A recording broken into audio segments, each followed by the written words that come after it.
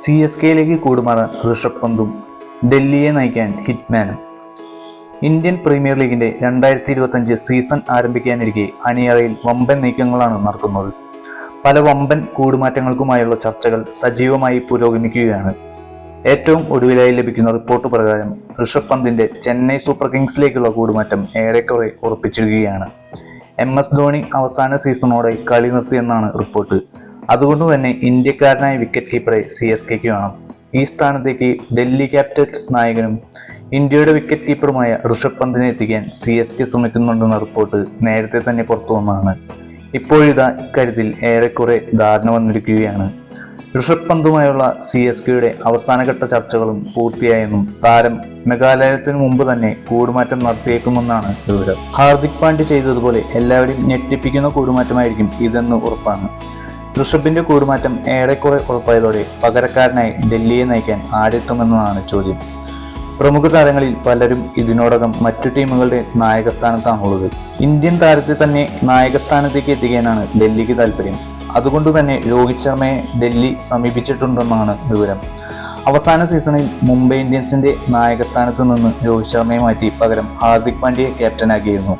ഇതിൽ രോഹിത് ശർമ്മയ്ക്ക് കടുത്ത അതൃപ്തി ഉണ്ടായിരുന്നു. രോഹിത്തിന്റെ ഭാര്യ അടക്കം മുംബൈയുടെ നീക്കത്തെ വിമർശിച്ച് രംഗത്തെത്തിയിരുന്നു. മെഗാലയത്തിന് മുമ്പ് മുംബൈ രോഹിത്തിനെ നിലനിർത്തില്ല. ടീമിൽ തുടരാൻ രോഹിത്തിന് താല്പര്യമില്ലെന്നാണ് വിവരം. മുംബൈ ഇക്കാര്യം സമ്മതിച്ചുവെന്നും റിപ്പോർട്ടുണ്ട്. രോഹിത് ടീമിൽ തുടരുന്നത് നായകൻ ഹാർദിക് പാണ്ഡ്യയ്ക്ക് സമ്മർദ്ദമുണ്ടാക്കുന്ന കാര്യമാണ്. അതുകൊണ്ട് തന്നെ രോഹിത്തിനെ ഒഴിവാക്കാൻ മുംബൈ ശ്രമിച്ചേക്കും. ബാറ്റ്സ്മാൻ എന്ന നിലയിലെ രോഹിത്തിന്റെ IPLിലെ സമീപകാല പ്രകടനങ്ങളെല്ലാം മോശമാണ്. അതുകൊണ്ട് തന്നെ മുംബൈക്ക് രോഹിത്തിനെ ഒഴിവാക്കുന്നത് കോടികളുടെ ലാഭമുണ്ടാക്കും. ഇതിനോടകം രോഹിത് അന്താരാഷ്ട്ര T20യിൽ നിന്ന് വിരമിക്കുകയും ചെയ്തിട്ടുണ്ട്. അതുകൊണ്ട് തന്നെ മുംബൈ രോഹിത്തിന് വിട്ടു നൽകാൻ സമ്മതം അറിയിച്ചുവെന്ന സ്ഥിരീകരിക്കാത്ത സൂചനകളുമുണ്ട്.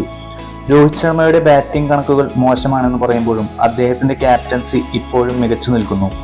ഇന്ത്യയെ T20 ലോകകപ്പ് കിരീടം ചൂടിച്ചാണ് രോഹിത് T20 മതിയാക്കിയത്. നായകനെന്ന നിലയിലെ രോഹിത്തിന്റെ മികവിൽ ഇപ്പോഴും ആർക്കും സംശയമില്ല. ഡൽഹി ടീമിൽ വലിയ പൊളിച്ചെഴുത്ത് നടത്താൻ പോവുകയാണ്. രോഹിത്തിന് കീഴിൽ പുതിയ ടീമിനെ സൃഷ്ടിക്കാനാണ് ഡൽഹി ശ്രമിക്കുന്നതാണ് വിവരം. അങ്ങനെ വന്നാൽ അത് വലിയ കൂടുമാറ്റമായി മാറും.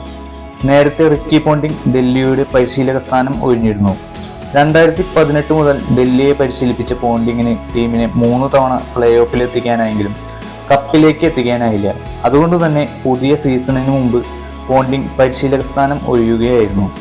ഡൽഹിയുടെ പുതിയ പരിശീലകനായി രവി ശാസ്ത്രിയെ കൊണ്ടുവരാൻ നീക്കം നടത്തുന്നുണ്ടെന്നും റിപ്പോർട്ടുണ്ട്.